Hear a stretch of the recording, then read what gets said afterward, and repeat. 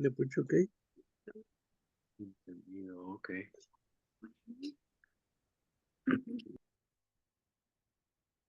Pasa voz a todos, así es que Juanito, Tony, Tayo, adelante.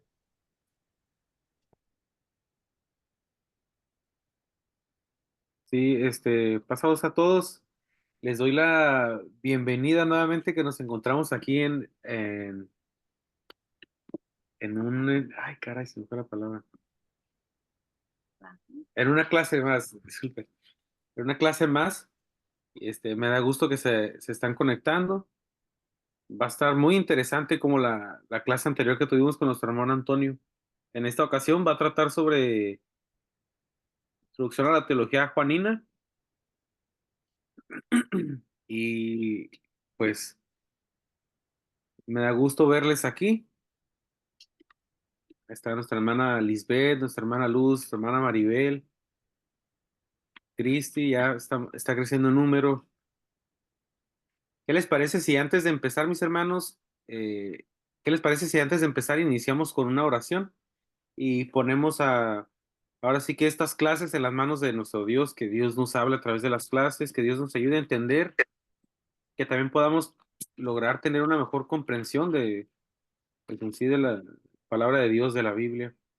Y en esta ocasión me gustaría invitar a nuestra hermana Cristi, si nos pudiera llevar en oración, orar por nuestro hermano Antonio Reina y también por este taller. Antes de pasar a la oración, disculpen mis hermanos, me gustaría presentar a nuestro hermano Antonio. No sé si pues, casi la mayoría que estamos aquí creo que ya lo conocemos, pero por si alguien no lo conoce, nuestro hermano es pastor en la iglesia a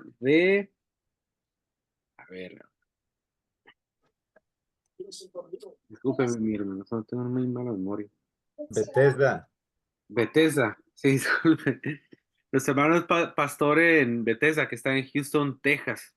Nuestro hermano es estudiante de licenciatura en Oh, lo están grabando. Christian College. Ay, ay, ay, y nuestro hermano es padre de 3 hijos, es egresado del seminario, está muy preparado el hermano y pues le damos las gracias nuevamente al hermano que se toma el tiempo, ¿verdad? Porque para esto sí se requiere bastante tiempo el preparar las clases, pues, el estar dispuesto también. Y el hermano allá de aquel lado está 2 horas más tarde, ¿verdad, mi hermano? Son 2 horas. Son 2 horas que es más tarde, mi hermano. Así que pues le damos las gracias a nuestro hermano y pues vamos a iniciar con una oración. ¿Habló? Ujú. Lo dijiste correcto. Vamos a orar, hermanos. Bendito Padre que estás en el cielo, te damos gracias por este día que nos has regalado, Padre. Te damos gracias porque en este lunes empezamos nuestra semana, Padre, y sabemos que es gracias a ti que hemos podido llegar con bien a casa, Padre, para poder estudiar en esta tarde acerca de ti, Padre, a poder estudiar nuevamente, el seguir aprendiendo, Padre. Te doy gracias por cada uno de los hermanos que están en esta noche, Padre, y también por aquellos que van a ver esta grabación, Padre, que tú has puesto en nuestros corazones el querer estudiar y el dedicarte este tiempo a ti también, Padre.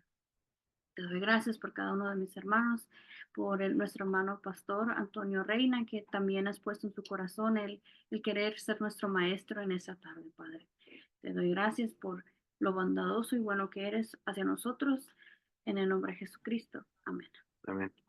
Mis hermanos, antes de iniciar, me gustaría nomás un rápido recordatorio, si pudiéramos mantener los micrófonos apagados así para que nuestro hermano no vaya a tener alguna distracción o algo así, para que el hermano pueda dar su clase más en paz. Y pues, es todo, mis hermanos, le doy el lugar a nuestro hermano Antonio Reina y ya estamos con usted, mi hermano Antonio. Gracias, Juan. Gracias a todos por atender el llamado y por preocuparse por estar atentos a la preparación bíblica, ¿verdad? Eh, Quisiera, antes de comenzar nuestra clase, esta clase va a ser 4 sesiones ah, de de este estudio bíblico. 4 sesiones todos los lunes a las 7 hora de California y a las 9 aquí en Houston. Vamos a procurar hacerlo 1 hora y media. Y pues igual, si hay preguntas, me las pueden hacer personalmente por WhatsApp. Ahí estamos en el grupo. Algunos ya están dentro del grupo, otros no, pero quien no esté, comuníquese con el pastor Gabriel o con Juan, para que lo ingrese al grupo. Y pues va a estar a mí me gusta mucho cuando me toca dar o hablar de la literatura de Juan, porque pues es bastante especial, ¿eh? La literatura de Juan es bastante especial, pero tenemos, como ya lo vimos en el curso pasado, en las 5 sesiones pasadas, lo que es la introducción a la teología, la forma adecuada de llegar al texto bíblico de una forma adecuada, ¿no?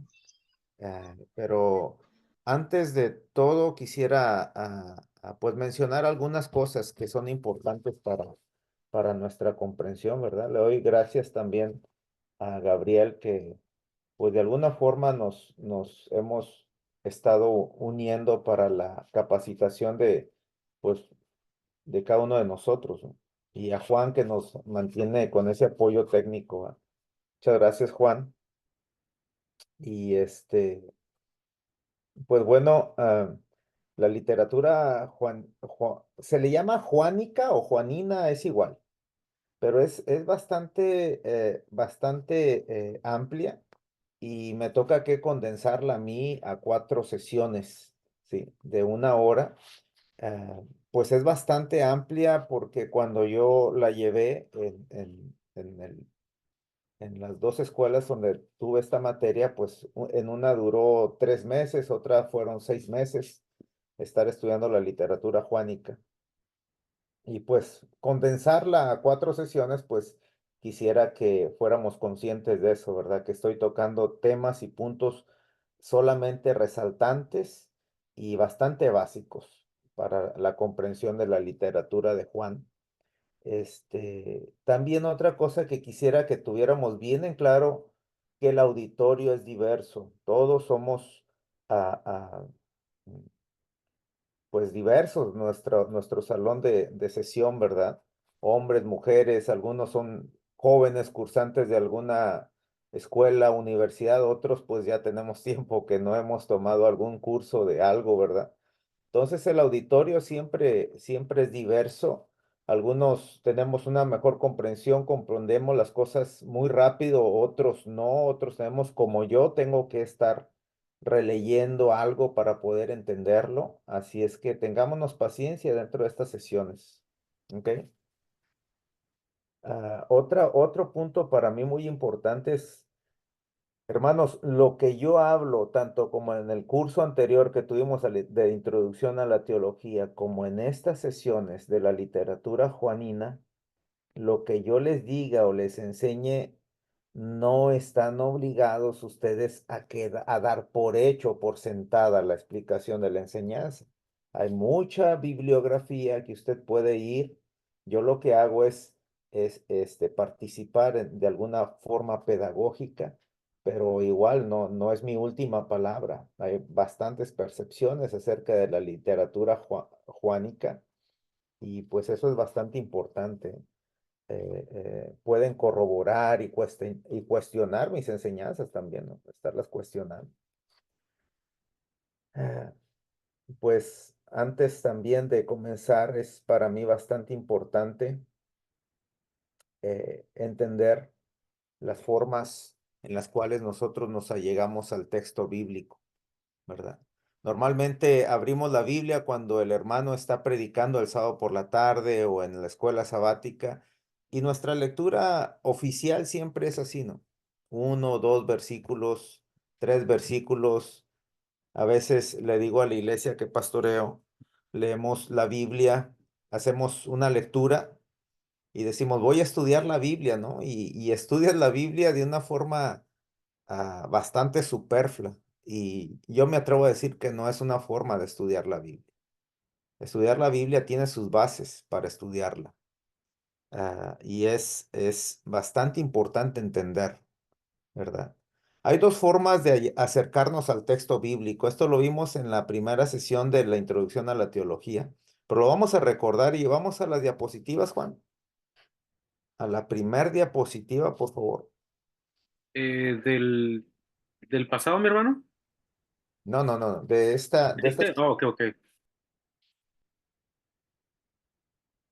Hay dos formas de acercarnos al texto bíblico y en esta primer diapositiva vamos a entender esta forma de acercarnos a la Biblia.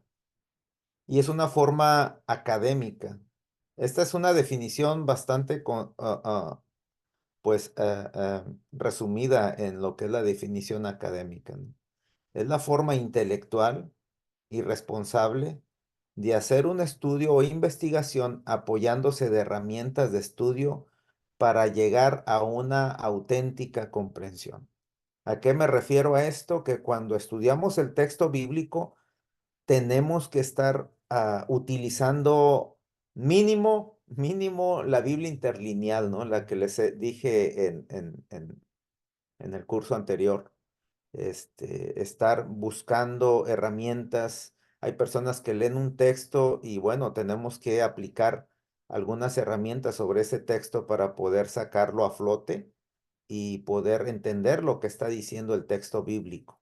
Hermanos, de una vez les digo que nuestras sesiones no son sesiones como si fuera un culto. Estamos tratando de entender y de aprender la literatura de Juan de una forma académica, ¿sí? Eh, de una forma minuciosa, desglosando verso por verso, quizá perícopa por perícopa. Y pues bueno, yo facilité les he facilitado a ustedes muchas formas de allegarnos al texto de Juan y se las estoy, de aquí en adelante, ¿verdad? Las siguientes clases se las estoy compartiendo ya bastante estudiadas, el acercamiento bíblico con la literatura, ¿verdad?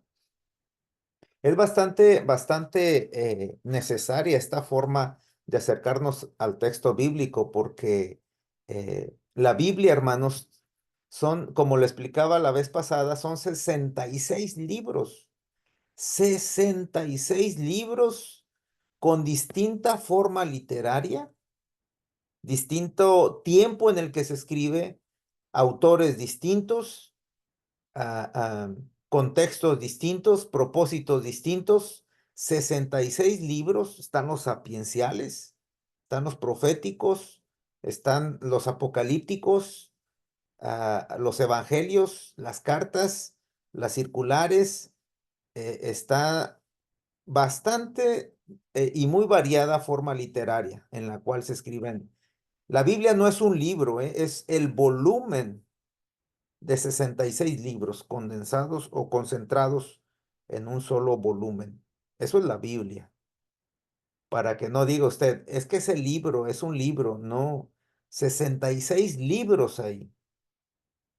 Y por eso es necesario entender cada libro, cada autor, cada propósito, cada tiempo, cada contexto en el cual se ha escrito el libro. ¿Me explico? La otra forma de acercarnos al texto bíblico es la que sigue, Juan. Y es una forma que se le llama literalista. Es una forma muy común de interpretar los escritos de forma explícita y primaria, entendiendo el mensaje o información de una forma literal y que en el estudio bíblico lleva muchas veces al fundamentalismo. Esta es una forma, hermanos, que aunque no debe de ser, pero es bien frecuente. Abrimos la Biblia y la abrimos de una forma literal. Leemos el texto bíblico de una forma literal, pensando que así como está, así debe de ser. Estamos pasando de largo el momento en que se escribe el texto, ¿verdad? Estamos pasando de largo y restando la importancia a la importancia que tuvo, válgame la redundancia, la importancia que tuvo el texto o el verso en ese momento y lo forzamos a aplicarlo a nuestro contexto. ¿Pudiera dar un ejemplo? Claro que sí. Dice la Biblia que nos saludemos con ósculo santo, ¿no? Es uno de los ejemplos que rápido se me viene a la mente. Y pues todos son todos, hermanos. Darnos besos, ¿verdad? Pues déjeme decirle que atrás de ese saludo, de ese beso santo, está la palabra santo. Un saludo santo que todavía en las sociedades árabes pues se besan unos con otros, ¿verdad? Como que aquí es un poquito distinta en nuestra cultura, ¿no? Aunque he visto hermanos que se dan un beso en la mejilla, pues no estamos muy relacionados con eso, pero sí está la sinceridad y la santidad detrás de un saludo. Es lo que refleja el texto bíblico. ¿Me explico? Y esa forma literal, es que la Biblia dice que tengo que saludar a todos de beso. En una ocasión, a un hermano le tuvieron que llamar la atención, porque qué curioso que nada más besaba a las hermanas, ¿no? Y a los hermanos, ¿no? Y tenía esa intención, ¿no?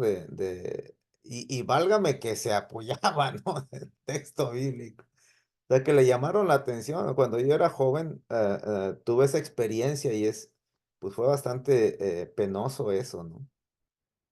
Eh, Nos quedamos con el trasfondo del texto, que es salúdense santamente. Y la santidad quiere decir limpiamente, sinceramente, porque nuestro contexto ya no aplica. ¿Se fijan cómo es que ese simple texto no encaja ahora en nuestros tiempos, ¿no? Pero sí el mensaje que hay detrás del texto. Por una forma literalista de la Biblia, hermano, se ha hecho hasta tragedias, ¿no? Pensando que los textos bíblicos tomados literalmente pueden ejercerse hoy en día. Lo tremendo de esto que hasta yo siempre saco a flote la experiencia que hubo en Waco, Texas, allá en los 80s, ¿no? Cuando la gente se amotinó y se encerró en su iglesia, escuchando las enseñanzas de David Koresh, utilizando textos bíblicos, les, les, les cambió su mentalidad, se atrincheraron y murieron quemados, todos. Está el campo, ay, no recuerdo ahorita, pero ese hombre que juntó y concentró a, a, a toda su iglesia, compraron un terreno allá en Centroamérica, en Sudamérica, hicieron una tipo villa de todos ellos y al final entraron en suicidio colectivo, se suicidaron. No recuerdo ahorita el George, creo, no me acuerdo el nombre de ese personaje. Usando textos bíblicos, hermanos, ¿sí? Qué peligroso es utilizar textos sin saber lo que dicen ni la información que trae, ¿verdad? Y sobre todo forzarlos a poderlos aplicar hoy en día. La Biblia, hermanos, tiene dos fuentes escritas para ser escrita, ¿no? Y es la parte humana y la inspiración de Dios, que es por medio de su Espíritu Santo, pero escrita por hombres. Hombres iguales a usted y a mí, que es nuestro trabajo académico acercarnos al texto y estudiarlo y sacar del texto el mensaje del Espíritu Santo, ¿sí? Es sacar el mensaje del Espíritu Santo del texto bíblico.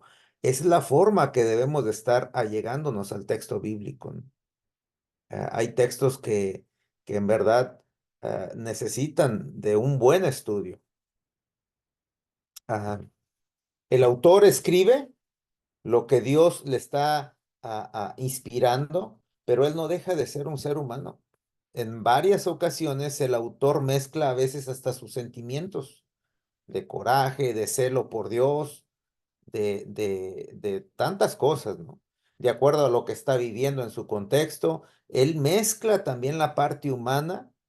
Recuerden que la Biblia está escrita por hombres inspirados por el Espíritu Santo. Esos dos medios y tenemos que entenderlo y desmenuzarlo así. ¿Qué es lo que nos interesa a nosotros? El mensaje de Dios. Y tenemos que extraerlo. Para extraerlo ocupamos herramientas. Si nos vamos a lo literal, al texto bíblico así literal, pues vamos a traer información y vamos a traer doctrinas, quizá, vamos a traer bastantes cosas que honestamente ni aplican hoy en nuestros días. Nuestros, nuestros jóvenes encuentran bastante información. Hay personas que son insatisfechas, ¿verdad? En la información que encuentran en la Biblia. Hay nuevas corrientes ideológicas, hay estudios arqueológicos cada vez hay nuevos estudios arqueológicos, encuentros arqueológicos que nosotros tenemos que estarle también actualizándonos, ¿no? Dando una explicación a cada uno de esos. Los jóvenes, no se diga, como mirábamos el curso pasado, pues tienen bastantes cuestiones, y preguntas que al final nos van a hacer que pues patinemos en nuestras respuestas, ¿no? Ya les he dicho, ¿no?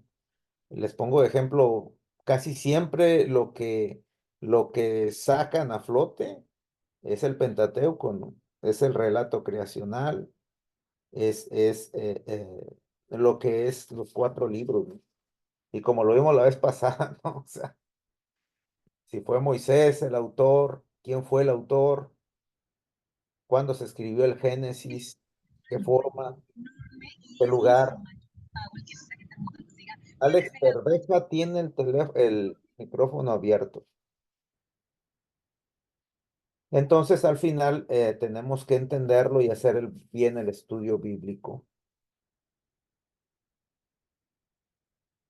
Hay algo que es también importante resaltar en nuestro estudio académico, ¿no? Que debemos de ser responsables de lo que nosotros aprendemos y sacamos a flote. También les decía el curso pasado que somos responsables de lo que decimos y lo que hemos aprendido, ¿verdad? No nos sirve. Conozco a un compañero, aquí un hermano, ¿no? Que con poquito que estudió teología, pues anda allí, que la carta a los Efesios no la escribió Pablo, que es una pseudonimia, o sea, ¿y a qué le sirve a la iglesia eso, no? ¿De qué le sirve a la iglesia encontrar algunos datos arqueológicos o algunos datos literarios? Lo que nos interesa es el mensaje de Dios, ¿verdad? Pero hay gente que lo único que quiere es presumir lo que sabe, lo que entiende académicamente, y pues no puedes explicar en 5 minutos lo que realmente necesita explicarse por medio de una sesión, ¿sí? ¿Quién escribió el Pentateuco? Sacan siempre eso, ¿no? Y empiezan con sus cosas. Y pues al final la explicación que dan, lo único que hacen es que la gente se quede con más dudas que respuestas, ¿no? Y no hace nada bien eso. Por eso es que nos quedamos, aunque nos quedemos con nuestro conocimiento, con nuestro entendimiento, pues tenemos que ser responsables en aplicarlo, ¿no? En fin, lo que cuenta es el mensaje del Espíritu Santo, el mensaje de Dios. Vamos a la siguiente, Juanito. Esta bibliografía yo he utilizado para hacer estas sesiones de la literatura juánica. Ahí están los libros que utilicé. Algunos otros también utilicé, pero de algunas reservas poquito, ¿no? Un poquito, pero estos sí tienen bastante concentración de información acerca del estudio de las cartas y del Evangelio de Juan. A ver, vámonos a la siguiente diapositiva. Esos libros pueden, darle para atrás, Juanito. Esos libros, les voy a entregar estas diapositivas y esos libros los pueden encontrar también en PDF para que si gustan corroborar y estar teniendo pues su propia biblioteca ahí, pues haría muy bien, porque pues esto es muy sintetizado nuestras sesiones. Vamos ahora sí a la siguiente. Aquí vamos a entrar en materia de la literatura juanina. Se le llama juanina, hermanos, porque por tradición creemos que Juan la escribió y escribió el cuarto evangelio, la primera, segunda y tercera carta de Juan y el Apocalipsis. Vamos a estar viendo el contenido primeramente del cuarto evangelio. Vamos a verlo, el contenido, y como es más amplio y más extenso, pues nos vamos a tardar un poquito en ello. Pero vamos a analizar también el contenido de la primera carta, de la segunda carta, de la tercera carta. El Apocalipsis, ese se cocina aparte. El Apocalipsis es bastante extenso y realmente merece toda un curso para su estudio. Aunque créanme que la escuela sabática lo está llevando de una forma, pues con una teología pastoral bastante buena, muy buena. No se mete tanto a algún estudio exegético, pero créanme que tiene bastante buen estudio exegético la escuela sabática que estamos llevando, y tiene bastante aplicación pastoral, en aplicación de una teología práctica para que la iglesia la viva. A mí me encantan, me han encantado estos 2 trimestres de la escuela sabática. Yo estudié Apocalipsis en la Comunidad Teológica de México, y nos llevamos bastantito tiempo desglosándolo, pero me quedo asombrado cómo es que en la escuela sabática lo están manejando de una forma práctica muy buena. Yo les aconsejo que revisen el primer trimestre si quieren tener un estudio apocalíptico, con una teología práctica, una teología pastoral. Revisen el primer trimestre, estudienlo otra vez y estudien este otro trimestre de Apocalipsis 2 de la escuela sabática. Aquí no lo voy a tocar porque es bastante extenso, nos lleva a otro estudio, y de acuerdo al plan de sesiones de estudio que tiene la iglesia en Escondido, California, pues el siguiente mes vamos a estar tocando otro tema con el hermano ministro Israel Delgado. Pues bueno, no es posible tocar Apocalipsis hasta que yo creo que después. Vamos a la siguiente, Juanito, por favor. Estas son 4 obras biográficas. ¿De quién hablan, hermanos? Esos 4 evangelios, ¿de quién se centra? ¿En qué persona se centra su estudio? En Jesús. Jesús. Una biografía, ¿saben? La palabra biografía significa un estudio de vida de una persona. Desde que nace, cómo convive, cómo se desarrolla, cómo se desenvuelve, sus planes, sus objetivos, sus intereses, sus propósitos, lo que hizo y hasta cómo murió. La biografía es un estudio amplio y completo de la vida de una persona. Y en este caso fue de Jesús, ¿verdad? Mateo, Marcos, Lucas se centran en el estudio de Jesús, ¿verdad? En su persona, desde que nace hasta que muere. Si usted ha visto, hermanos, este contenido de evangelios, va a encontrar que Mateo, Marcos y Lucas se parecen muchísimo, bastante. El contenido de Mateo, el contenido de Marcos y el contenido de Lucas está bastante parecido, y se le nombra evangelios sinópticos. Ah, una sinopsis, aquí tengo la, la referencia. Es una disposición gráfica que muestra o representa cosas relacionadas entre sí, facilitando su visión conjunta. O sea que Mateo, Marcos y Lucas se relacionan de alguna forma y facilitan al lector con una óptica similar el extraer o el consultar o el ver la persona o la biografía de Jesús. Se parecen muchísimo las tres obras, ¿verdad? Por eso le llaman evangelios sinópticos a los tres, Mateo, Marcos y Lucas.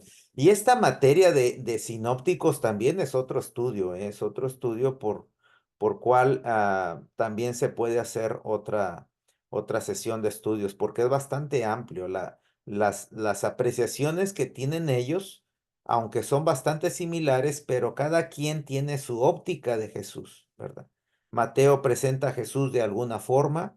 Marcos lo presenta de otra forma, Lucas lo presenta de otra forma, pero todos a la misma vez hablan de Jesús. Es como si juntáramos tres personas y les preguntáramos qué piensan acerca de tal persona, ¿de quién sería?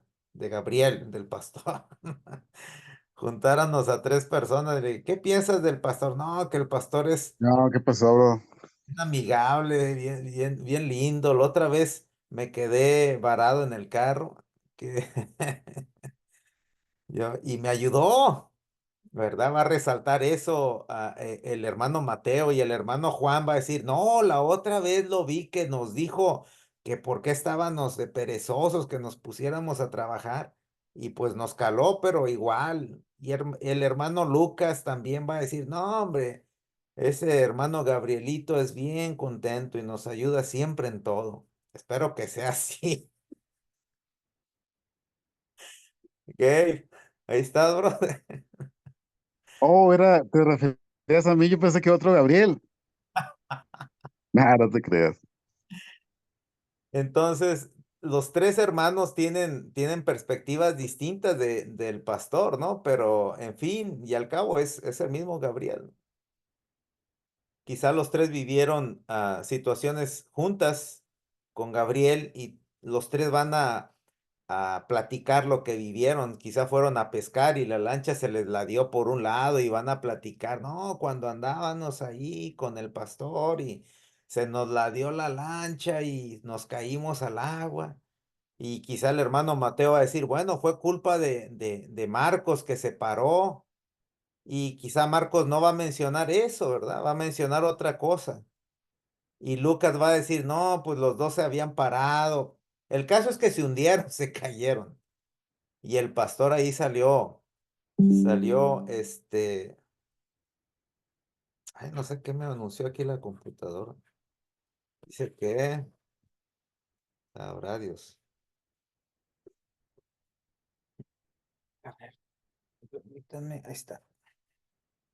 Entonces, los tres, aunque narran cosas, situaciones similares que vivieron con el pastor, pues uno los van a narrar de distinta forma, pero van a estar ahí. ¿Por qué Juan no pertenece al cuadro sinóptico? Porque Juan se cocina aparte. El Evangelio de Juan, fíjense que para muchos, Mateo, Marcos, Lucas, para muchas personas que conozco, pues tienen sus evangelios, sus biografías de Jesús, las preferidas, ¿no? A unos les gusta mucho Marcos. En lo personal, a mí me encanta el evangelio de Juan, bastante. Y ahorita, en estas 4 sesiones van a saber por qué a mí me fascina mucho el evangelio de Juan. Él se cocina aparte, la literatura de Juan, el evangelio de Juan, se va a cocinar aparte. Dentro de los sinópticos, el primero, el que se piensa que fue el primero evangelio en escribirse fue Marcos, tomando siempre su información de tradiciones orales, de personas que vivieron con Jesús, anduvieron con Jesús, después se encarga en redactarla, también toma su información de una fuente llamada Q, de ahí toma la información Marcos. Después Mateo, lógicamente, utiliza a Marcos para copiar algunos detalles y Lucas no se diga. Lucas es un hombre que bastante preparado, un doctor, ¿verdad?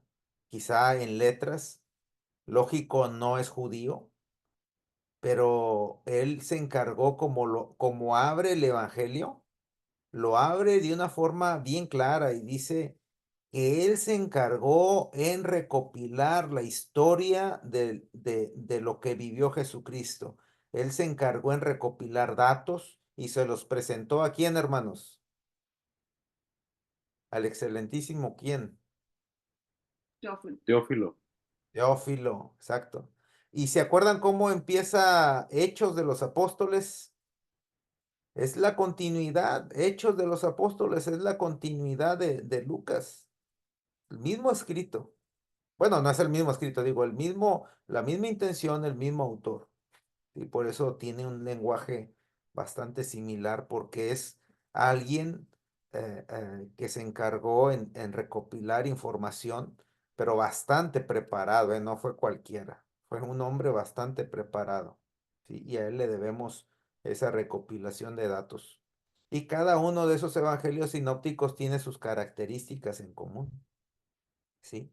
Como en Mateo se perfila mucho Jesucristo en Galilea, igual que Marcos, Lucas igual lo pone de alguna forma, para uno de ellos le conviene mucho estar resaltando a Jesús, el hijo de David, y presentarlo para los judíos, para otro no les pone tanta atención. Unos le ponen atención mucho a la genealogía para mostrarlo el linaje de Jesús, a otros no es importante. Por eso hay unas variaciones como quiera, pero en sí es la biografía de Jesús.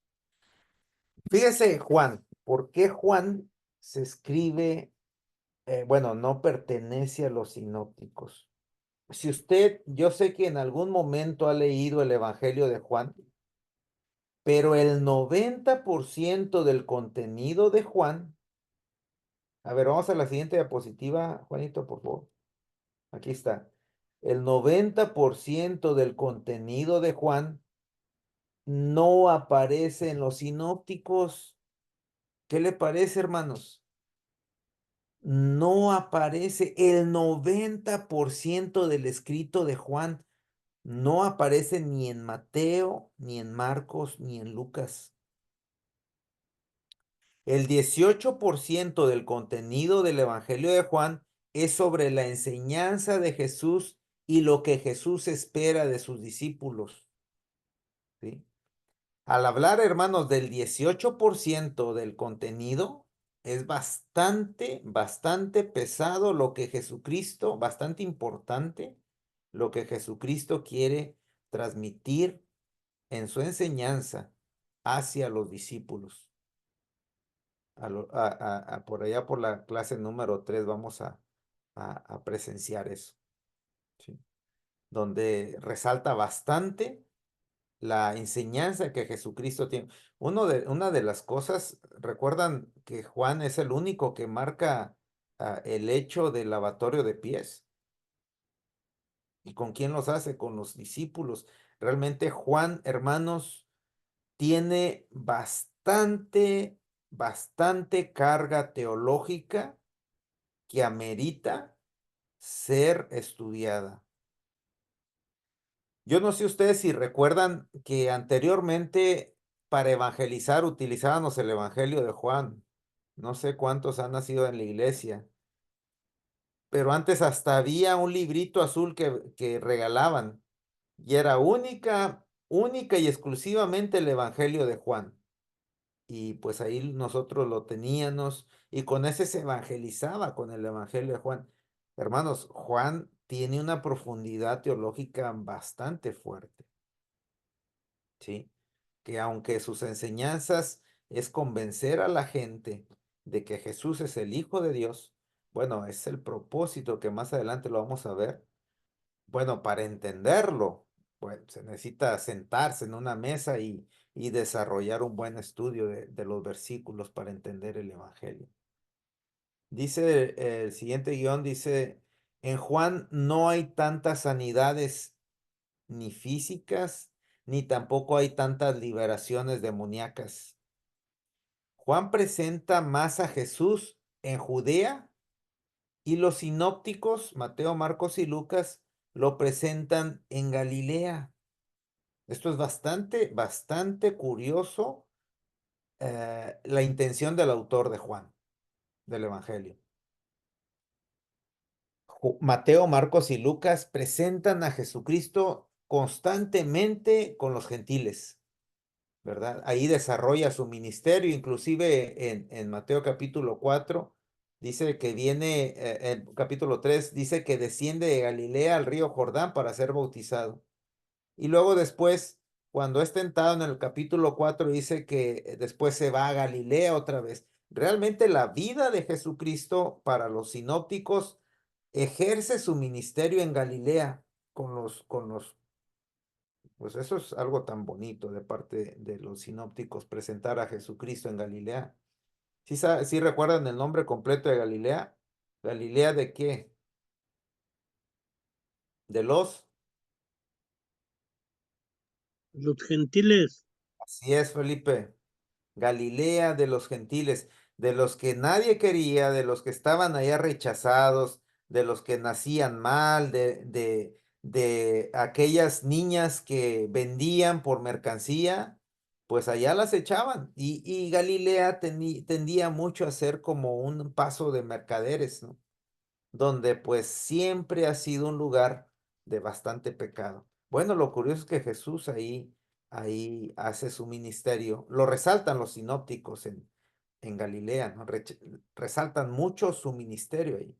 Cuando Jesucristo resucita y, y, y se les aparece recuerdo que fue a las mujeres cuando les dijo que quería ver a los discípulos en Galilea. ¿Sí recuerdan ese diálogo de Jesucristo? Diles que los miro en Galilea. Y esa frase tiene bastante mandato para nosotros, ¿no? Y es algo, haciendo un paréntesis de esta reseña que hacen los sinópticos, la intención de los sinópticos al presentar a Jesucristo y resaltar mucho su estancia en Galilea, pues la intención de ellos al final es que pues la iglesia entienda que el ministerio está con los necesitados, ¿verdad? Ahí es donde ejercemos el ministerio, ahí es donde vamos a ver a Jesús. Jesucristo les dijo, vayan y díganle a los discípulos que los veo en Galilea, porque allí es donde vamos a ver a Jesús, en el necesitado, en el que está sufriente, ¿no? Y es muy importante para Mateo, Marcos y Lucas resaltar el hecho de ver a Jesucristo en el necesitado, en el sufriente, en el que está. Es muy interesante lo que hicieron los judíos con los samaritanos y con los galileos, ¿eh? Los relegaron, los expulsaron y ellos se mezclaron y fueron impuros para los judíos. Bueno, Jesucristo viene por ellos y convive con ellos, con los pecadores, y se identifica su ministerio con el que está excluido y sufriente. A Juan le resulta bastante importante resaltar a Jesucristo en Judea. Eso es muy importante para Juan. ¿Por qué? Porque el simple hecho de mostrar a Jesucristo en Judea quiere decir que viene a los suyos, y que está entregado a los suyos para tratarlos de hacer entender que Él es el Hijo de Dios. ¿Sí? Sí me estoy explicando, hermanos, con el propósito de los autores. Para unos les es bastante importante resaltar a Jesucristo en sus estadías en Galilea, y para Juan le es bastante importante resaltar a Jesucristo su estadía, su vivencia, su ministerio en Judea. ¿Sí? ¿Por qué? Porque trae una intención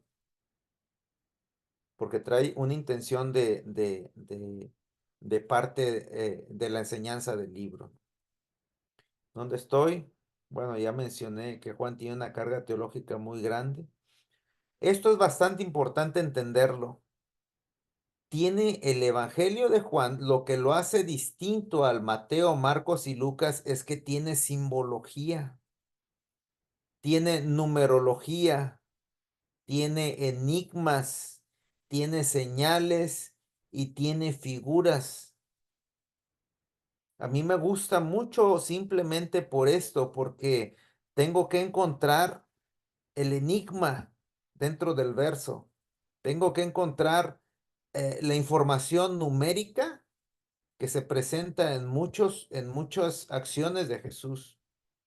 Tengo que interpretar los símbolos de acuerdo al judaísmo y a lo que Jesucristo quiere mostrarnos. Por eso no es sencillo el Evangelio de Juan estudiarlo. Por eso es que al final no entró al cuadro sinóptico. Por eso es que no entra a los evangelios sinópticos porque realmente se cocina aparte, ¿verdad? Se cocina aparte el Evangelio de Juan. Vamos a la siguiente, Juanito, por favor.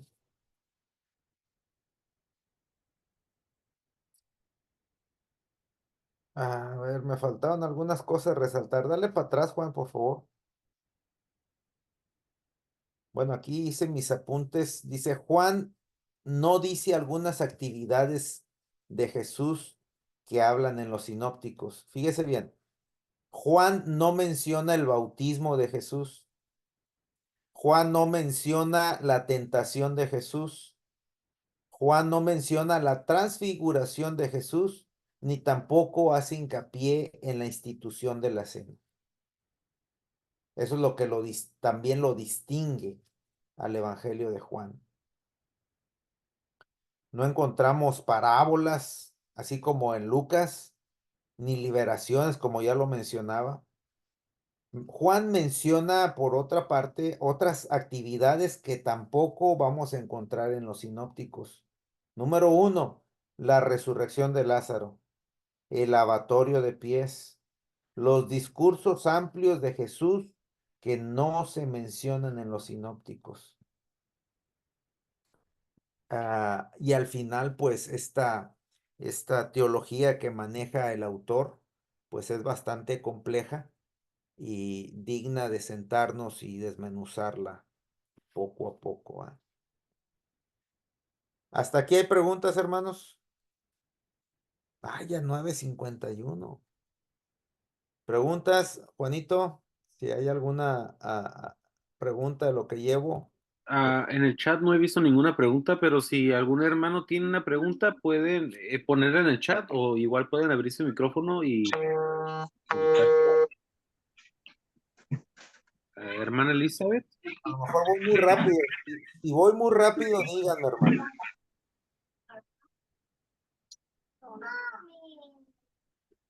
Creo que no hay preguntas, creo que puede seguir, Robert. Va bien, va bien.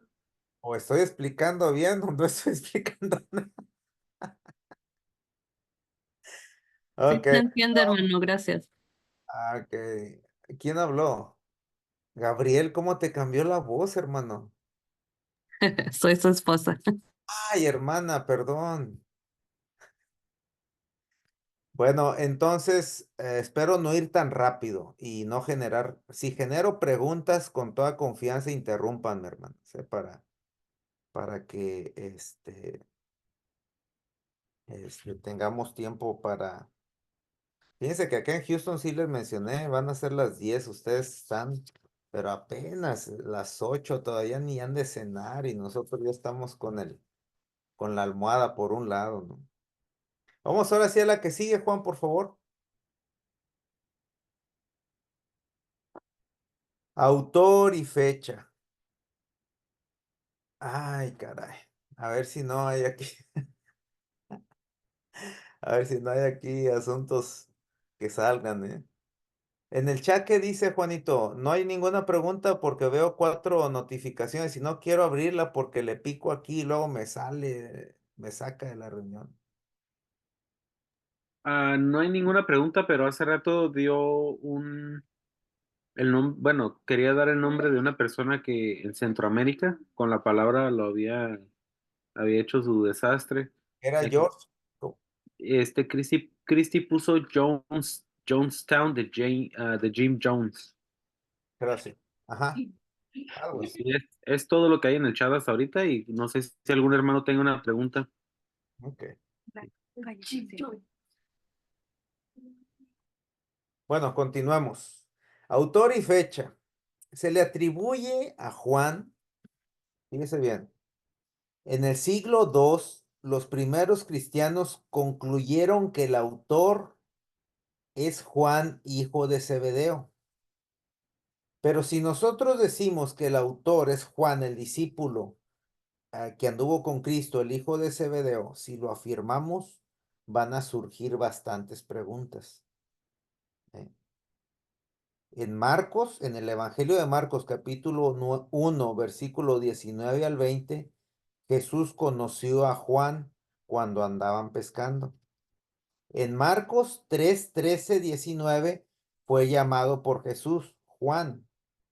Fíjese bien, en Marcos 14, 33, fue un testigo ocular muy importante en la transfiguración en Marcos 9, 2 y en el Getsemaní, Marcos 14, 33. Y ninguno, fíjese bien, ninguno de estos eventos aparecen en el Evangelio. Lógicamente, hermanos, si Juan, hijo de Zebedeo, hubiera sido el autor del Evangelio, lógicamente aparecería su interacción que tuvo con Jesús. ¿Me explico? Al menos reseñas, pero ni siquiera se menciona la transfiguración, ni siquiera se menciona el llamado. Por eso es que si mencionamos que es el hijo de Zebedeo, tenemos que contestar aquellas otras preguntas. ¿Por qué no aparece la transfiguración? ¿Por qué no aparece su llamado? ¿Verdad? Que le hizo Jesús en Marcos 3:13. ¿Por qué no menciona cuando Jesús le conoció en Marcos 1:19? No menciona absolutamente nada. Por tradición se le atribuye, ¿no? Al hijo de Zebedeo, pero realmente académicamente está bastante cuestionable. Desde el siglo II se menciona que él es, pero hay muchas preguntas que quedan bailando, ¿no? ¿Quién fue, hermanos? Otros piensan que fue otro Juan que creció en el tiempo apostólico, ¿verdad? Es lo que muchos piensan, que el autor del Evangelio de Juan fue otro Juan, ¿verdad? Muy joven, que creció, recopiló, interpretó y escribió esta literatura, ¿no? Este cuarto evangelio. Pero no hay algo que lo afirme o lo apoye, ¿no?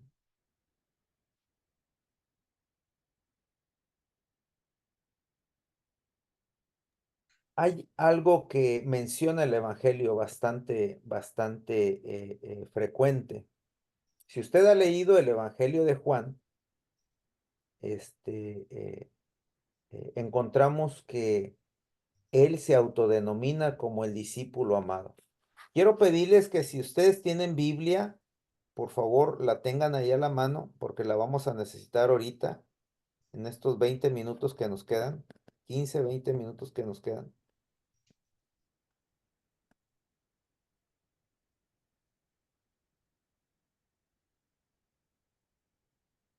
Ok. La Biblia, si usted lee el Evangelio de Juan completo, va a encontrar que el discípulo amado, y se menciona mucho el discípulo amado, y en Juan 19:25, ese discípulo amado no abandona a Jesús. Es alguien que se mantiene con Jesús. Todos los demás apóstoles huyen, despavoridos, ¿no? En Getsemaní corren. Pedro lo niega, Judas se suicida, todos corren, pero curiosamente Juan dice que uno no se fue, ¿sí? Se mantuvo con Jesús. En Juan 19:26 es el que recibe a su madre de Jesús, María. Es ese discípulo amado. Ese mismo discípulo amado se recuesta en su pecho en Juan 13:23. Y en Juan 25, ese mismo discípulo amado es el que corre primero, ¿verdad? Junto con Pedro a ver lo de la tumba vacía. Es bastante interesante, hermanos, que el Evangelio muestre a este discípulo amado y al final él mismo es el que está diciendo, ¿verdad? En su redacción afirma que él vio todas esas cosas. Pero ¿quién fue? ¿Quién fue ese discípulo amado? Aquí en el escrito que puse en la diapositiva, dice, el discípulo ideal está muy idealizado y ha caído en un entendimiento de que puede ser un recurso literario. Y le voy a decir cómo, le voy a explicar esto. Es un recurso literario para que usted se identifique con él. Realmente este discípulo es el discípulo perfecto, hermanos. Este discípulo amado no tiene nombre. Intencionalmente para que usted se relacione y vea ese modelo de discípulo, un modelo fiel, un modelo del discípulo que Jesús siempre esperó que alguien fuera, un modelo que tuvo fidelidad con Jesús, que tuvo valentía, que tuvo ese acercamiento con Cristo de una forma muy especial. No tiene un nombre propio porque intencionalmente en la redacción es para que todos entendamos que nosotros podemos llegar a ser ese discípulo, el que convive con Cristo, el que no abandona a Jesús en medio de la tribulación, el que recibe una persona muy amada por él, que era su madre, el que se recuesta a su pecho. Todos esos elementos de la idealización que hay de un superdiscípulo de lo que Jesús esperaba de alguien, puede ser usted. Y es una forma de escritura. Claro, hombre fiel a Dios, es lo que significa, dice, gracias, Gay. ¿Quién es? ¿Juan? Que no alcanzo a leer, pero es bastante importante esto, ¿eh?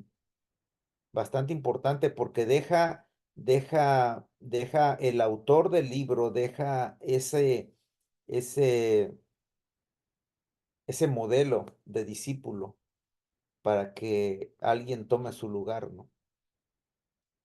Dice Juan 21:22, alguien que lo lea, por favor, así rapidito.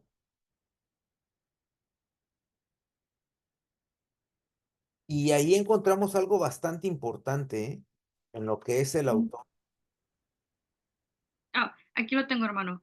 Jesús Adelante. contestó, si quiero que él siga vivo hasta que yo regrese, ¿qué tiene que ver contigo? En cuanto a ti, sígueme.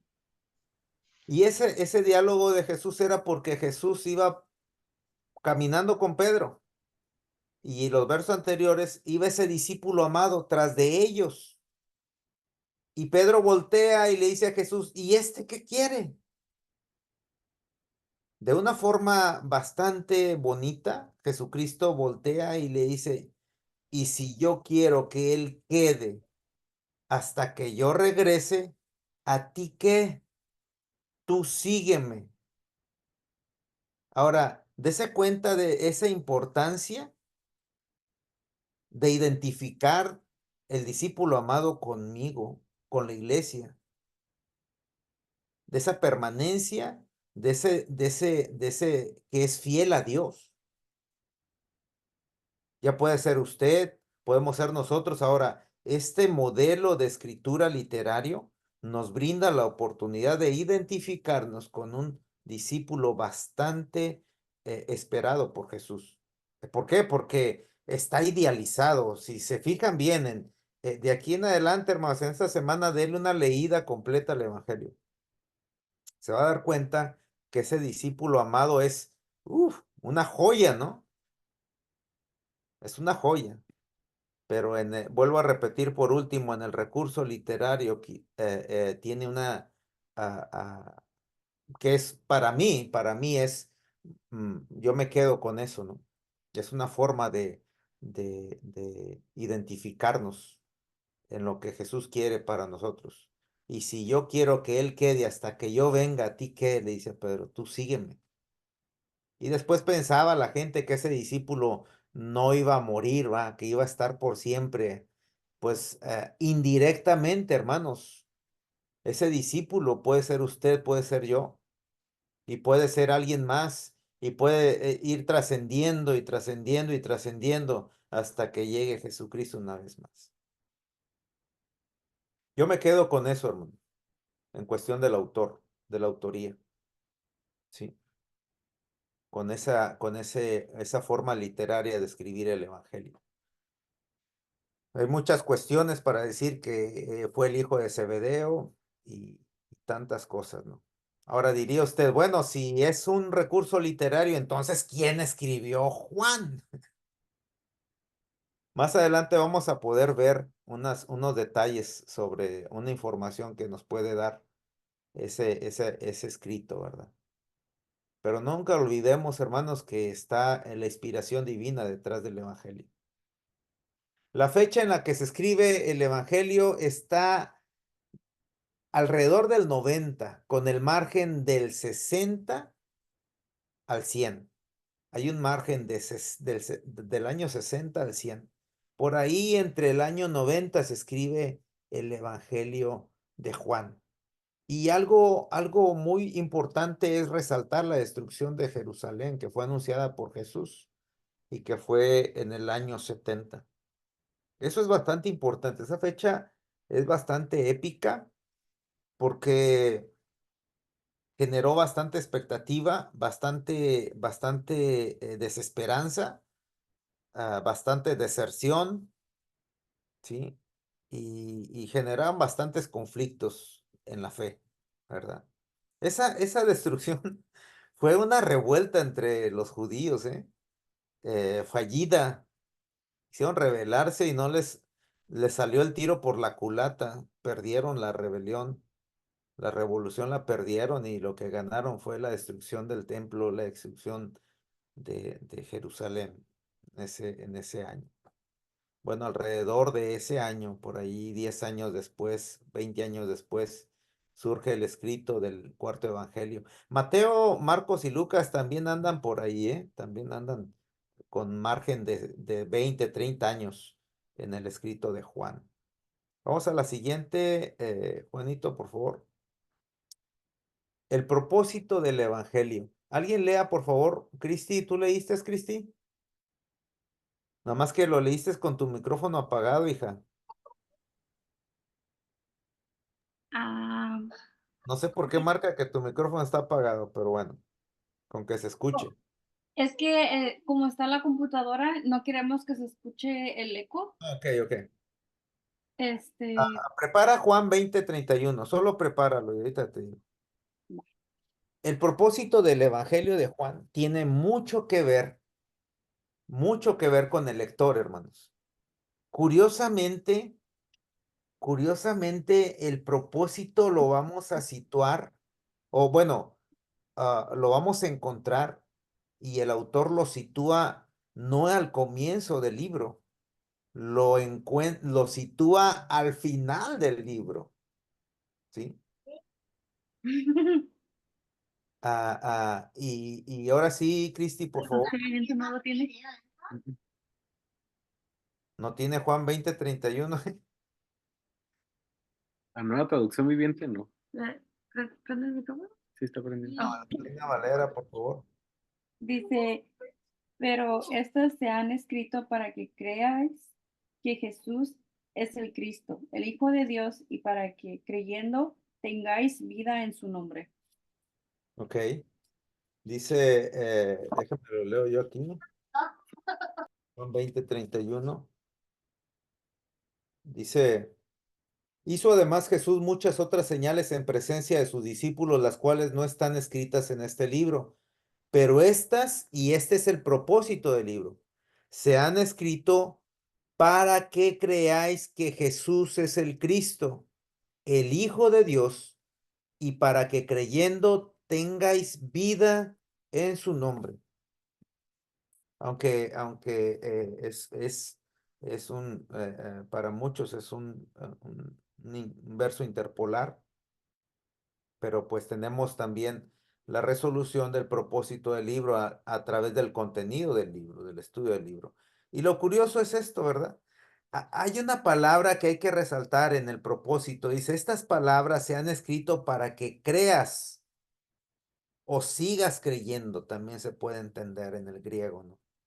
Que Jesús es el Cristo, el Hijo de Dios, y para que creyendo, en ese verbo de seguir creyendo, tengas vida en su nombre. No creyendo en el que hayas creído en una sola vez, sino en el creyendo, en el estar creyendo, en creer y sobre la marcha seguir afianzando tu fe. Y eso tiene mucho que ver por el contexto en el que se vivía, un contexto de conflicto, de desesperanza, donde había mucha deserción.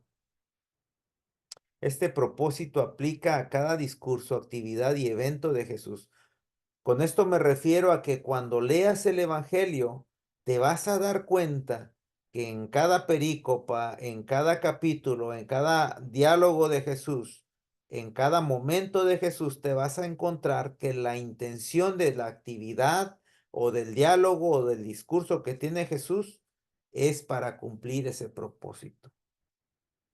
El autor trata de que el propósito siempre llegue al lector en todas las actividades que vamos a encontrar en el Evangelio. A ver, dale a la que sigue, Juan, por favor. A ver si menciona el lugar.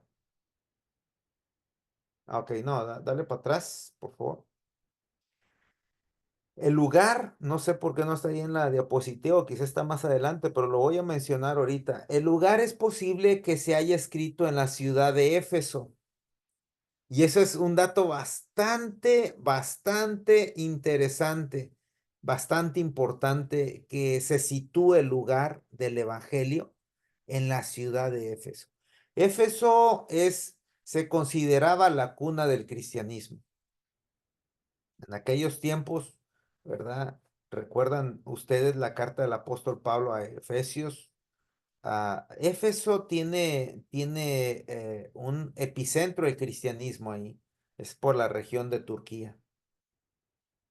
Curiosamente, ¿recuerdan ustedes el mensaje de Apocalipsis a la iglesia de Éfeso? ¿Alguien lo puede buscar rapidito ahí en Apocalipsis, en el mensaje de las 7 iglesias? El mensaje que viene, si no mal recuerdo, a Éfeso dice de esta forma, lo voy a recordar. Y dice, reconozco que tú has sido fiel, has trabajado para el Señor, has hecho todo lo que ha sido necesario, has honrado a Dios, te has mantenido fiel, pero tengo contra ti algo, que has dejado tu primer amor. Dice, pon atención a eso, si no voy a venir y voy a quitar tu candelero. Hermanos, esa sentencia que hay es bastante importante para entender la comunidad de la iglesia en Éfeso. La comunidad de fe de la iglesia en Éfeso era una comunidad juánica, no era paulina, no tendía más tendencia o visitaciones del apóstol Pablo, tendía más a ser juánica. ¿Sí? Tener más el perfil de Juan, y más después vamos a ver los posibles autores también, pero tendía más a ser una comunidad de iglesias que pues lógicamente eran algunas pequeñas, pero eran alrededor de pues un número, pues no tampoco numérico, pero pero sí tendía a, a tener algunas 3, 4 o 5 comunidades de fe ahí en Éfeso, pero tendían más al cargo de Juan. Ya más adelante en las cartas se menciona a Juan el anciano, pero después lo vamos a ver cuando lleguemos allá. El punto es este. ¿Alguien encontró esa sentencia en Apocalipsis? ¿La pueden leer, por favor? Sí, mi hermano, yo lo leo. Dice así, en el versículo, voy a empezar desde el 2. Yo sé todo lo que haces, conozco tu duro trabajo y tu constancia, y sé que no puedes soportar a los malos. También sé que has puesto a prueba a los que dicen ser apóstoles y no lo son, y has descubierto que son mentirosos. Has sido constante y has sufrido mucho por mi causa sin cansarte. Pero tengo una cosa contra ti, que ya no tienes el mismo amor que al principio. Por eso, recuerda de dónde has caído, vuélvete a Dios y haz otra vez lo que hacías al principio. Si no, iré a ti y quitaré tu candelabro de su lugar, a menos que te vuelvas a Dios. Gracias, Juan. Esto es muy importante entenderlo, hermanos, porque es una columna, la columna vertebral de toda la literatura juánica. Cuando lleguemos a las cartas, vamos a ampliar un poquito este asunto, pero realmente fue una realidad. El problema de esta comunidad juánica es que eran fieles a Dios, eran ejemplares en lo que hacían en cuestión de fe, pero lo que empezaron a hacer era ser separatistas, empezaban a murmurar entre ellos y el amor entre ellos fraterno se quebró. La enseñanza que nosotros podemos traer. Por eso es que el Evangelio de Juan, si usted se va a dar cuenta, trae dos vertientes. En esta semana, por favor, dele una leída a todo el Evangelio, capítulo por capítulo. Les recuerdo que son cristianos, hermanos. Somos cristianos, estudiantes de la Biblia. Que des el tiempo para estudiar capítulo por capítulo, ¿eh? Que no le dé pereza hacer eso, porque somos cristianos, estudiosos de la Biblia. Menciono el contenido del Evangelio porque trae dos vertientes, una para el pueblo judío y otra para el pueblo gentil. Pero todo va y desemboca al final en una importancia de que los discípulos se amen. Acuérdense la oración de Jesucristo que decía, un nuevo mandamiento os doy, que os améis los unos a los otros. Y luego en ese diálogo que tiene con los discípulos, Jesucristo resalta bastante el amor y la humildad, porque era lo que más estaba careciendo la congregación de Éfeso. Por eso en la sentencia que dice el ángel, le dice, arréglate, arregle ese amor, vuelvan a amarse, vuelvan a su primer amor, vuelvan a fraternizar entre ustedes, que haya amor como congregación, porque de nada sirve, y este es un mensaje para nosotros, porque hasta el día de hoy, el lugar donde estuvo Éfeso, siendo una cuna del cristianismo, el día de hoy no existe el cristianismo, desapareció esa comunidad, se le quitó el candelabro, mírelo ahorita, hay puro musulmán ahora. ¿Qué fue lo que no arreglaron? El amor entre ellos. Y como iglesia les digo a ustedes y a la congregación que pastoreo y a los que estén por ahí, si no hay amor en la congregación, de nada sirve, como dice el ángel a Éfeso, de nada sirve que seas fiel a Dios, que te entregues a Dios, de nada sirve que lo que le dice, yo no tengo nada en tu trato hacia mí, lo que le está mandando a decir Dios. El problema es que han dejado de amarse entre ustedes. Y eso, tristemente, es la decadencia de una congregación. Como pastores o líderes tenemos que tener el dedo en el renglón ahí, ¿sí? Y este es uno de los puntos muy importantes de la literatura juanina, arreglar esos asuntos. Pero bueno, vamos a lo que sigue y creo que ya es lo último. Bueno, las diapositivas siguen, pero vamos a dejarlo. A ver, dale otro así rapidito porque les voy a encargar tarea del que sigue. ¿Del que sigue? Otro. Ah, de para atrás, para atrás, para atrás, para atrás, para atrás, para atrás. Ok, antes que lo lean. Ok, voy al que sigue, Juan, por favor. Voy a concluir con esto, me quedan 10 minutos. La estructura del Evangelio de Juan se divide en dos partes. La primera parte es del capítulo 1 al capítulo 11 y eso es muy interesante. Les voy a pedir que en esta semana lean del capítulo 1 al capítulo 11. Lo tremendo para que se vean, nos demos cuenta nada más la estructura de la literatura del Evangelio. La estructura es que comienza y termina en el capítulo 11 con la muerte y resurrección de alguien. Qué interesante, ¿no? La primera sección del capítulo 1 al 11 comienza con una presentación, una introducción del verbo de Dios, pero termina con la muerte, pero con la resurrección de Lázaro. Y lo interesante es esto, que vamos a ver ahí en esa primera sección cómo es que Jesucristo se ofrece para ir a resucitar a Lázaro, pero se está entregando porque recuerden el diálogo que tuvo y dijo, voy a ir y le sanaré y le resucitaré. Y los discípulos lo detenían, no, maestro, ves que te quieren matar y tú quieres acercarte a Jerusalén. Y a Jesús no le importó, él entrega su vida por su amigo. Y es un mensaje teológico bastante importante y bastante bonito, ¿eh? Lean del capítulo 1 al 11. En esa primera sección vamos a ver la introducción del libro, vamos a ver signos, señales, muerte y resurrección de Lázaro. La segunda parte, que es del capítulo 12 al capítulo 21, vamos a encontrar el ungimiento de Jesús, la entrada triunfal, las instrucciones a sus discípulos, la muerte y resurrección de Jesús. Y como estas son como 4 sesiones, pues esas van a venir siendo como la tercera sesión, ¿no? Pero sí es importante que lean esto para terminar la segunda sesión, la segunda clase con esta primera parte del Evangelio. La que sigue, Juan, por favor.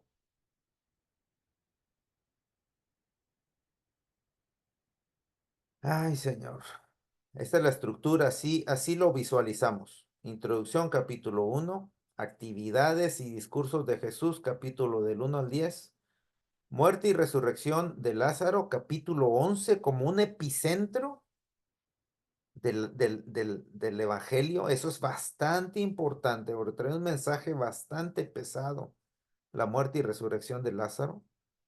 Jesús entrega su vida, se entrega en manos de aquellos fariseos, de aquellos que le van a dar muerte, se entrega por darle vida a su amigo.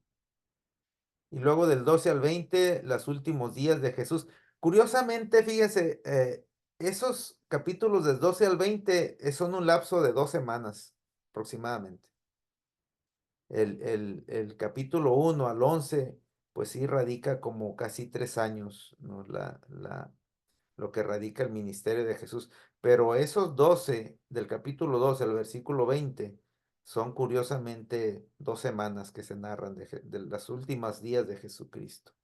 Y el epílogo, que también es muy importante, que es el capítulo 21. Les voy a encargar que para su lectura del Evangelio utilicen esta gráfica de la estructura del libro para que lo comprendan mejor. Van a estudiar el capítulo 1 así como introducción. Van a estudiar del 1 al 10 como actividades y discursos de Jesús. Estudien bien cada palabra y acontecimiento de lo que es el epicentro, ¿no? De este mensaje tan bonito del Evangelio. Y pues bueno, los capítulos que siguen. Fórmense un plan, ¿verdad? para mañana a mediodía o en la noche lean 1 o 2 capítulos o léanse toda la primera sección del 1 al 10. Hermanos, debemos de estudiar la Biblia todos los días, hermano. Por favor, háganlo. A ver, la siguiente, Juanito, por favor.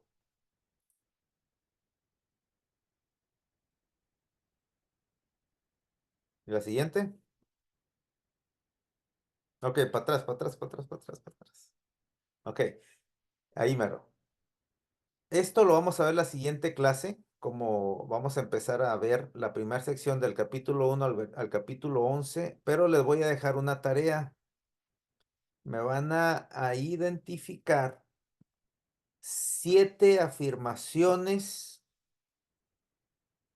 Fíjense que les dije que Juan tiene un contenido numérico bastante fuerte porque trae mucha información.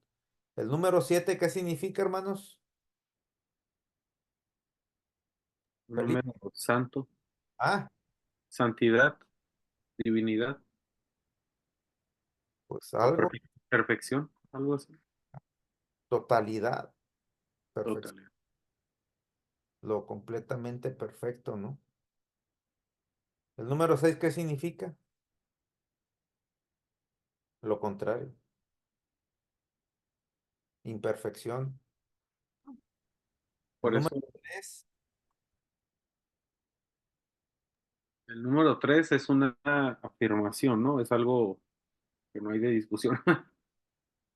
es el número 2 significa un testimonio veraz o algo verídico, ¿no? Número 3 también es la totalidad, ¿no? De algo. Como por ejemplo, Dios es 3 veces santo, ¿no? Es la santidad completa. Y el número 6, la imperfección. Y el 666, pues lo completamente imperfecto. Bueno, me van a encontrar 7 afirmaciones que hay en el solo capítulo. Déjenme checo aquí. déjenme- mm, Aquí está. Me van a encontrar 7 afirmaciones que hay acerca de Jesús en solo el capítulo 1. ¿Ok? Solo en el capítulo 1 se van a mostrar 7 afirmaciones. Les doy la primera. Déjenme se los digo. Les voy a ayudar con una para que les quede el número imperfecto. Les quede el 6 de tarea. A ver, déjenme les digo.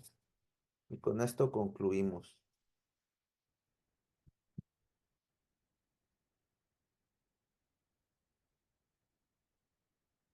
Dice Juan capítulo 1, versículo 23, 20, 21. 23, 24, 25. Ok, 29. La primera afirmación es, he aquí el Cordero de Dios que quita el pecado del mundo. Es la primera afirmación que se hace de Jesucristo. Y del versículo 29 hasta el 51 van a encontrar las siguientes 6 afirmaciones acerca de Jesucristo. ¿Me explico, hermanos? La primera es, he aquí el Cordero de Dios que quita el pecado del mundo. La segunda afirmación también acerca de Jesucristo es lo que me refiero es de lo que afirman que quién es Jesús. Ahí la primera que le acabo de dar dice, Jesús es el Cordero de Dios. La segunda afirmación ahí viene más abajito y dice, Jesús es el de Dios. Y la tercera, y así se van, son 7 afirmaciones que el autor nos quiere dar a entender de Jesús, ¿verdad? Y hasta aquí le dejamos, hermanos. La próxima sesión entramos en la primera sección del Evangelio de Juan. Terminé justo a la hora, Juan. Claro que sí. Vas a leer Juan capítulo 1, versículo 29 en adelante. Y voy otra vez. No les doy las diapositivas porque ahí viene la tarea y lo que quiero es que lean y saquen un poquito ahí afilen un poquito su ojo de águila, ¿no? Está en el del versículo, dice, he aquí el Cordero de Dios que quita el pecado del mundo. Está en el 29. Y del 29 se va a seguir leyendo y va a sacar la segunda. Les doy la segunda, ahí está. La tercera, ahí está. La cuarta, la quinta, la sexta. Y la séptima, ahí está al final. ¿Sí? Van a leer hasta el versículo 51. Y lean todo el capítulo, ¿verdad? Como una introducción. ¿Preguntas, hermanos? Hermanos, llegó el momento de preguntas. Pueden abrir sus micrófonos. Obviamente de preguntas respectivas al tema que se está tocando ahorita. O al curso pasado, no hay problema. A lo mejor se quedaron por ahí. Mm. A ver, muy interesante. Gracias, hermano Rodrigo. ¿Preguntas? ¿Quién fue Rodrigo? Paz a vosotros, hermanos. Gusto de verles. Igualmente, hermano Rodrigo. Entré un poco tarde, pero seguro, seguro. Sueño. Sí, no, no hay preguntas, simplemente está muy interesante. Este, es por primera vez que participo en una clase así. Se me hace muy interesante, así que hay que seguir. Gracias por darnos las 5 ya, afirmaciones de Jesús. Ah, Comenzamos desde el versículo 29, ¿no? En adelante ahí están, ¿no? ahí están las 6 que siguen, hermano. Ya les digo. Ok, Ya, ok, gracias. hermanos, pónganse a leer. Toño, una pregunta. Saludos, tío. Gusto verte. Saludos, Nico. Dios te bendiga. Este Gusto de buen día, tío. verte. Este, ah, una pregunta respecto al Evangelio de Juan, como ya lo explicabas, ¿verdad? Es una carta muy, muy elaborada y es elaborada desde varios aspectos. Uno de ellos, ¿verdad? La manera como viene dividido, cómo lo presentas ahorita, ¿verdad? En secciones. Lo otro es, por ejemplo, los milagros que yo creo que más adelante vas a tocar, acerca de los milagros de Jesús. Otra de las cosas que también podemos ver en el Evangelio de Juan es el vocabulario que utiliza Juan, ¿verdad? Hay un propósito, hay un vocabulario que es muy repetitivo en el Evangelio de Juan que vamos si ponemos atención, como tú dices, ¿verdad? Ojo de águila, vamos a encontrar este vocabulario. Y mi pregunta es esta, ¿no?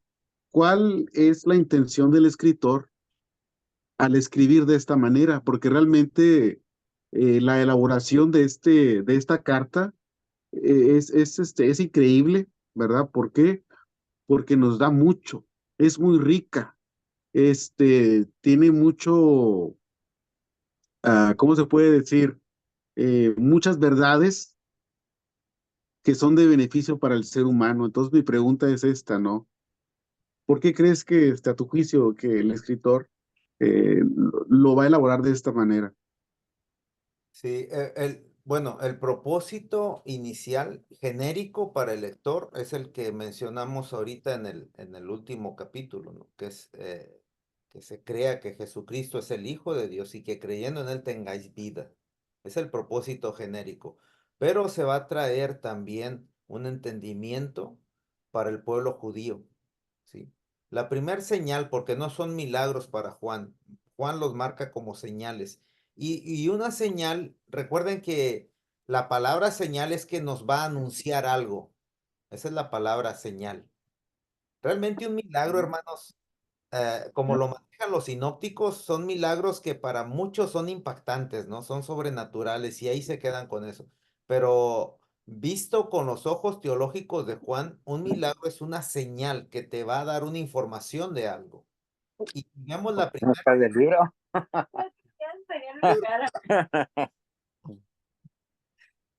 Una señal, la primer señal que ocurre en Juanes son el vino el agua convertida en vino, ¿no?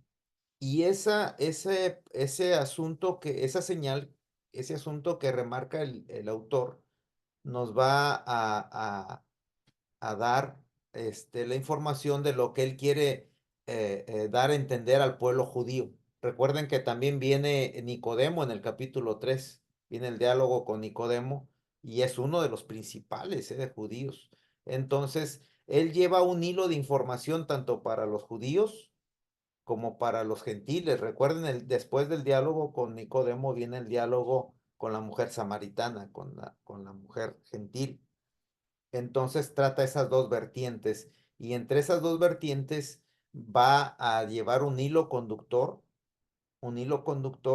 de información y de intencionalidad para presentar al final a Jesucristo creíble como el enviado de Dios. Por eso al principio en la introducción va a remarcar mucho quién es Jesús como el verbo en palabra encarnada de Dios y sobre lo que implica Jesucristo para la vida del judío y del gentil. No sé si respondí Me bien. quedó, me quedó muy claro, Toño, y no quise utilizar la palabra señales porque yo sé que, como ya yo también miré esta clase que tú, pues diste, ¿verdad? Este, pues yo sé que tal vez algunos pudiéramos quedar con esa duda, pero para mí me queda claro con lo que explicaste, ¿verdad? Como si lo vemos que está escrito en estas dos vertientes, ¿verdad? En la cual es para la audiencia judía, en la cual, pues, la manera como ellos escriben, ¿verdad? Con muchas numerologías, echan mano de todas estas figuras, pero cuando nosotros lo leemos sin ser judíos, también tiene una riqueza muy grande, ¿verdad? Eso es algo que tú comentas, ¿verdad? Entonces, me queda muy claro, ¿verdad? Pero también es admirable cómo esta manera, cómo escribe Juan, tanto para los judíos como para el gentil, es quien lo lea va a quedar fascinado con este evangelio. Ah, sí, Gracias, gracias. Toño. Gracias, Gabe. Recuerden que en el periodo donde se escribe el Evangelio y las cartas ya hay un conflicto entre judíos cristianos que atacó mucho Pablo y tuvo conflictos con ellos. Entonces, esos mismos conflictos ingresan en las iglesias, ¿no? Tanto en Éfeso como en Colosas, Colosenses, con los colosenses, como en Corinto. Hay mucho conflicto de judíos cristianos con gentiles, entonces las cartas y tanto el Evangelio que es bastante interesante, pues trae esa intención, ¿no? de poder contrarrestar las enseñanzas de aquellos judíos que pretendían volver, ¿no? a lo que era antes. Alex Verdeja, adelante, brother. Gracias, hermano. Hola, buenas noches a todos. Ah, lo que acaba de comentar sobre Juan 1:29, he aquí el Cordero de Dios que quita el pecado del mundo. En clases pasadas hemos estudiado y sabido que en realidad el pecado hay un como error de traducción o de asimilación, porque en realidad es errar al blanco. Entonces, ah, lo que yo entendí es que por medio del Espíritu de Cristo quita poco a poco de nosotros los hierros o errores que cometemos. O sea, a ese se refiere el pecado que nosotros dice, Él quita el pecado del mundo. Entonces, Él está quitando los errores que nosotros cometemos y los va quitando poco a poco hasta que sea evolutivo. Así lo entendí. Sí, hermano, claro que sí. Recuerden que Jesucristo nos lleva a una nueva humanidad, a la humanidad que pretende Dios que hubiéramos sido. Sí, ciertamente pecar es errar al blanco, ¿no? Errar o cometer ese error, ¿no? No cumplir el propósito o equivocarnos. Esa realmente es la palabra a pecar, ¿no? En el hebreo, ¿verdad? Entonces, para el hebreo, pecar es errar al blanco. Y pues dentro de visto de esa perspectiva, pues sí, ¿verdad? Venimos a componer nuestras equivocaciones. Recuerden que parte de la postura mesiánica del profeta Isaías, él carga con nuestros errores y los transforma. Pero sí, bien dicho y sea muy buena esa óptica, hermano Alex. Muy bien. Bueno, pues alguien más, hermanos. Gracias. Y otro punto, cuando mencionas sobre la conversación de Juan y Pedro, de Jesús y Pedro, cuando le dice, si yo quiero que él quede hasta que yo venga, a ti que tú ven y sígueme. Yo lo tomé de forma personal. Antes yo era muy, como dicen allá en México, legulé, yo era muy ah, rebelde para poder confrontar a todo aquel que no viera las cosas como yo las veía. Entonces, una vez me cayó el 20, es decir, como si Jesús me dijera a mí, o sea, si yo quiero que él quede, aunque tenga un concepto diferente, aunque piense diferente, si yo quiero que él quede, a ti que tú ven y sígueme. O sea, a mí no me va a importar si alguien piensa diferente, si alguien no está de acuerdo con lo que, por ejemplo, un ejemplo, no está de acuerdo con lo que tú nos estás enseñando, que alguien no esté de acuerdo con lo que yo estoy aprendiendo o con lo que yo predico y me confronte. Entonces, yo lo que hago es dejarlo ser, que él experimente su propia fe desde su punto de vista y yo experimentar mi fe desde mi punto de vista para no caer en confrontaciones. Entonces dice, yo tomo cuenta que dice, a ti que tú ven y sígueme. Así que yo le digo, a mí, yo lo sigo a él, independientemente a él que crea o no. Para mí, mi objetivo principal es él, es Jesús. Sí, hermano, claro que sí, hermano. También se puede ver de esa forma, ¿no? O sea, al final Jesucristo le dice a Pedro, tú concéntrate en lo que voy a obrar en ti, porque al final el discípulo amado va a hacer su trabajo y Pedro va a cumplir una obra, ¿no? Más adelante. Recuerden que Juan también menciona mucho a Pedro, ¿eh? Lo presenta de alguna forma. El Evangelio va a presentar a Pedro y tiene una intencionalidad de presentar a Pedro también, de una forma bastante importante, pero igual vamos a verlo más adelante. Tenemos tres sesiones más.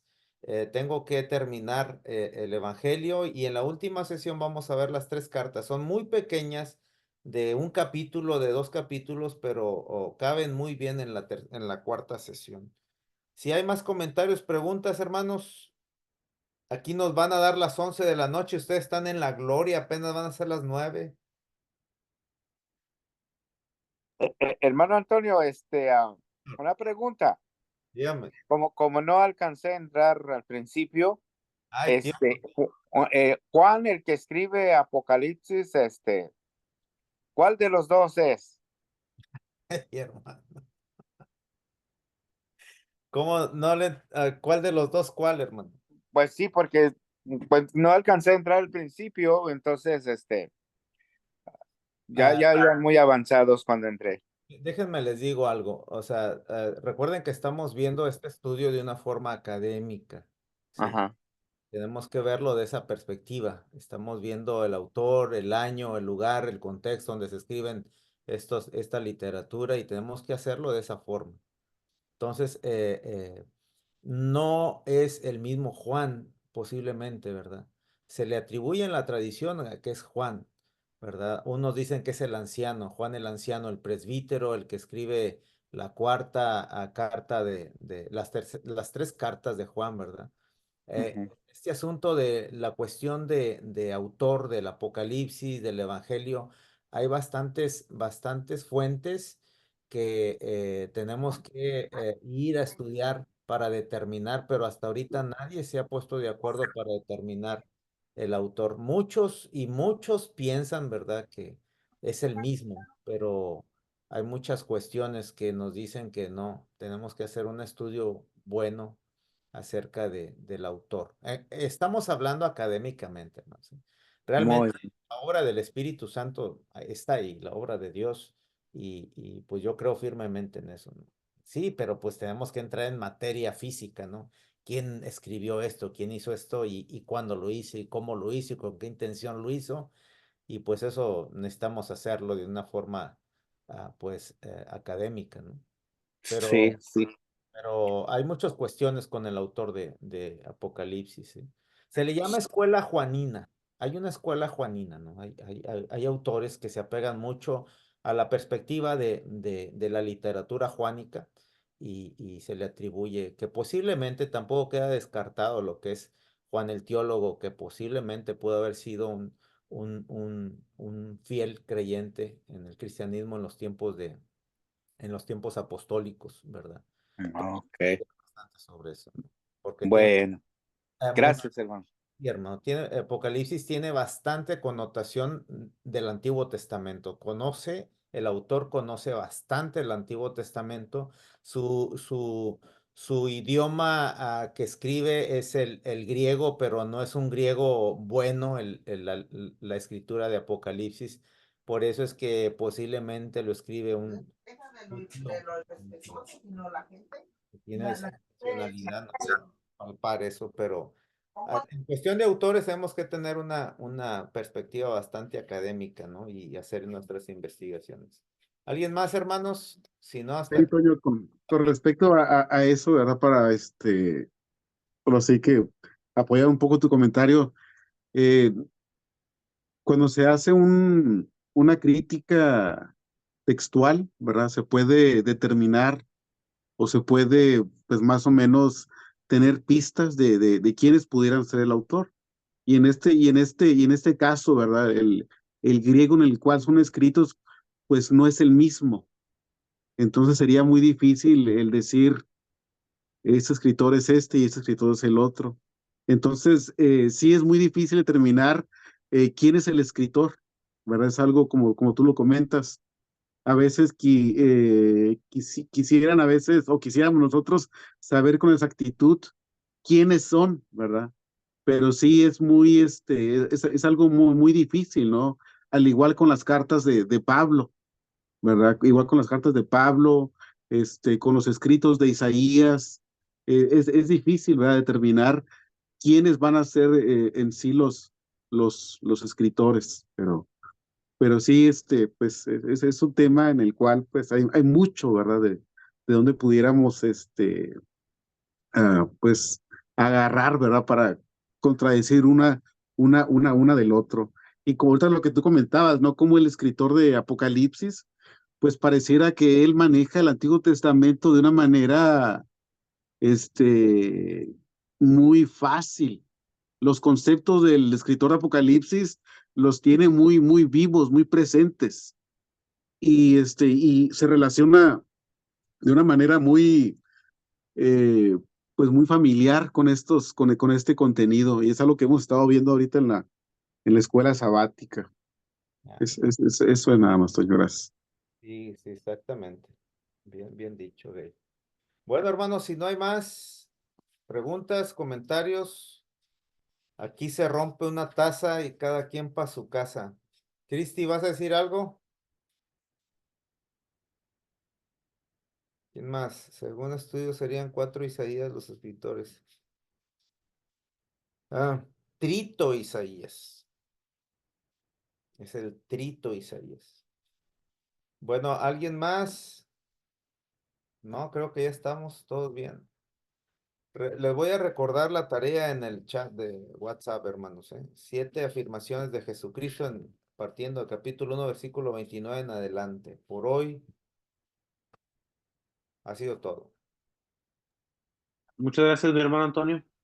Le damos gracias por esta clase. Estuvo muy interesante. Creo que hay cosas, bueno, hay muchísimas cosas las cuales yo no sabía. Y me da también, me abre la perspectiva para poder, cada que yo venga, Evangelio de Juan o así, en general, como- pienso que sí nos mejoró bastante el entendimiento y le damos las gracias. Me gustaría invitar a nuestro hermano Alex Verdeja, si nos pudiera despedir en una oración. Y pues primero, antes de despedirnos, me gustaría decirles que muchas gracias por quedarse hasta el final, por estar aquí presentes, por su tiempo. Y les invito a que sigan, pues que no Ok. quitemos el dedo del renglón, que podamos seguir preparándonos, mis hermanos. No se les olvide. Y no se les olvide la tarea también. Adelante, mi hermano Alex. Vamos a ver. Padre amado, te agradecemos que nos permita hacer conocimiento y la sabiduría para poder continuar aprendiendo de ti. Necesitamos incrementar nuestra fe y que tu Espíritu siga obrando en nosotros, Padre. Permite que cada uno podamos tener esa capacidad, no solo de asimilar, sino también de creer y de confirmar nuestra fe, porque al fin de cuentas, estos estudios, ese es el objetivo, incrementar nuestra fe, confirmarla, saber que tú eres único y verdadero, y tu Hijo Jesucristo es el Cordero de Dios, que ha venido para darnos vida y vida en abundancia. Permite, Señor, que el conocimiento que vayamos a adquirir a futuro nos ayude a estar en comunión, no solamente contigo y con Jesús, sino también entre nosotros mismos, que seamos uno, como dice Juan también. Muchas gracias por todos los que estamos reunidos. Muchas gracias por nuestro hermano Antonio que nos comparte sus conocimientos y permite que la próxima semana estemos todos juntos otra vez listos para aprender. Así se Bendice hace. nuestra semana, Señor. Muchas Permite gracias. que poco a poco podamos tener fraternidad, unidad en todo y en conocimiento también. Gracias, Padre. Gracias por mostrarte a nosotros y en nuestras vidas. Bendecimos tu santo nombre, en el nombre de Cristo Jesús. Amén. Amén. Pasa vos, hermanos. A vos pasa, hermano Antonio.